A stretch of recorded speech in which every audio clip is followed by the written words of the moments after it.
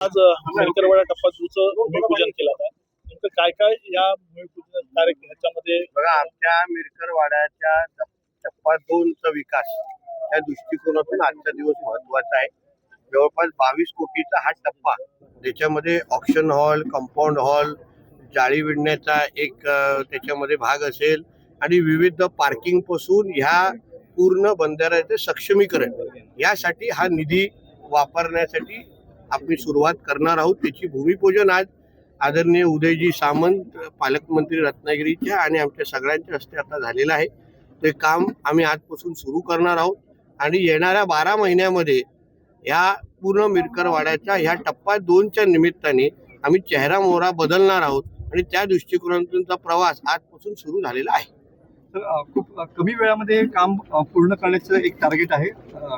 जास्त वेळ घेतला असता तर तुम्ही प्रश्न विचारलाय. कमी वेळ घेतोय तरी आपल्याला अडचण आहे. मधला कुठला भाग असेल मला सांगितलं तर तो मग तेवढे महिने मी घेतो.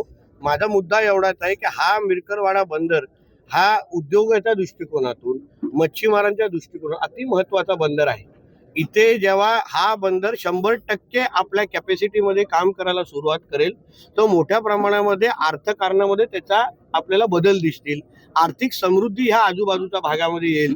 मोठ्या प्रमाणामध्ये रोजगार निर्माण होईल. जसं आपण असंख्य देशांचा विकास हा बंदरांचा आधार होत असताना दिसलेला आहे.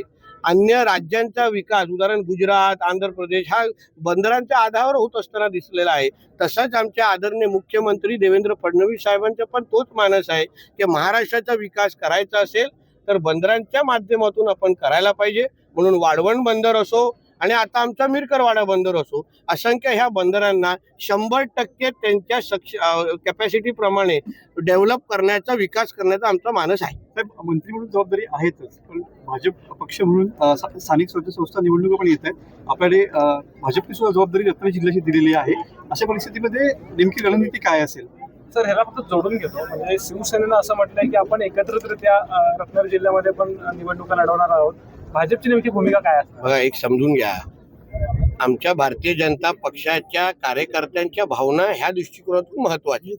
शेवटी आमचा कार्यकर्त्यांचा पक्ष आहे, कार्यकर्त्यांना प्राधान्य देणारा पक्ष आहे आणि आम्ही ज्या अर्थी आमच्या कार्यकर्त्यांना आम्ही त्यांना बूथ सक्षम करायला सांगतोय, विविध कार्यक्रम घ्यायला सांगतोय, मग ते उलट असेही आम्हाला विचारायला लागलेले आहेत की तुम्ही आम्हाला पक्ष मजबूत करायला लावता, पण आम्हाला नेमकं भारतीय जनता पक्षाची ह्या रत्नागिरीमध्ये ताकद काय हे आम्हाला तुम्हाला सांगण्याची तुम्ही संधीच देत नाही.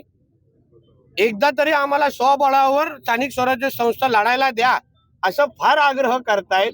एवढा आग्रह करतायत तर मला सांगितलं, अगर तुम्ही वरिष्ठांना समजवलं नाही तर तुम्हाला रत्नागिरीमध्ये आम्ही बंदी करून टाकू. अशा पद्धतीचा आग्रह आमच्या सगळ्या कार्यकर्ते आम्हाला करतायत आता की तुम्ही वरिष्ठांची, प्रदेश अध्यक्ष साहेबांशी बोला, मुख्यमंत्र्यांशी बोला की कधीतरी आम्ही काय ताकद उभी केली आहे भारतीय जनता पक्ष म्हणून हे तुम्हाला दाखवण्याची संधी तरी द्या.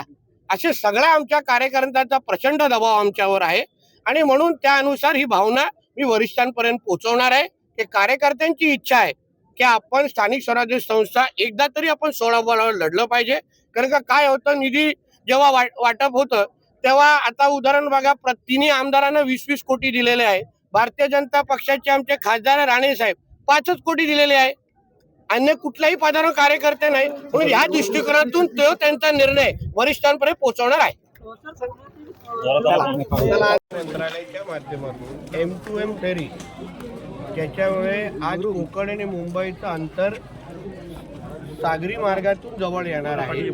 म्हणजे आपण माझगाव टू रत्नागिरी 3 तास, माझगाव टू विजयदुर्ग सिंधुदुर्ग मध्ये 4.5 तास अशा पद्धतीचा प्रवास हा येणाऱ्या काही दिवसातच आपण सुरू करणार आहोत. त्याच्यामुळे एक स्टॉप आपल्या रत्नागिरीला उपलब्ध असेल. याच्यामुळे 3 तासामध्ये आपण मुंबईवरून येऊ शकू आणि पुढचा स्टॉप विजयदुर्गला असेल. 150 गाड्या आणि 500 पॅसेंजर अशा पद्धतीची M2M फेरी हे आपण आज लवकरच सुरू करणार आहोत. किती तिकीट दर असणार, दुसरं काय डिटेल लवकरच त्याच्याबद्दल पत्रकार परिषद घेऊन आम्ही मुख्यमंत्री साहेबांच्या अध्यक्षतेखाली त्या गोष्टी जाहीर करू. रत्नागिरी शहरात आपण स्टॉप करणार आहात का? आता तो आपण जयगडमध्ये करायचं म्हणायचं. आता ज्या सुविधा उपलब्ध आहेत त्यानुसार आम्ही जे जवळचा स्टॉप आहे तिथे आम्ही तयारी करतो आहे. पण आपल्या रत्नागिरीचे टर्मिनल त्याच्यासाठी 214 कोटीची तरतूद आणि खर्च करण्याची तयारी आमची आहे. टेंडर प्रोसेसमध्ये काम आहे. लवकरच तेही टर्मिनल तयार झाल्यानंतर रत्नागिरीमध्ये म्हणजे माझा प्रयत्न आहे की पुढच्याच वर्षी रत्नागिरीमध्ये पण ती फेरी थांबेल अशा पद्धतीची आमची तयारी आहे. रत्नागिरी शहरात म्हणजे भगवती बंदरला सर आपण हो, सर्व- भगवती बंदरामध्ये तिथे लोकांना गैरसोय कमी होईल आणि उतरल्या गाडीमधून आपल्या घरापर्यंत पोहोचू शकतील अशा पद्धतीचं सोय करणार आहे. साहेब, रोहित पवार भाजपमध्ये येणार असा गोप्यस्फोट सुनील तटकरे यांनी केलेला पाहायला मिळतो. पण त्याच्यामध्ये आश्चर्य काय आहे? ते 2019लाच येणार होते. 2019लाच येणार होते. ते कुठल्या भाजपच्या नेत्यांना कधी कधी भेटतात हे आता आम्ही बोलायला लागलो ना तर त्यांना तोंड वाचायला जागा राहणार नाही. ते मनाने भाजपचे आहे, फक्त शरीराने शरद पवार साहेबांबरोबर आहेत.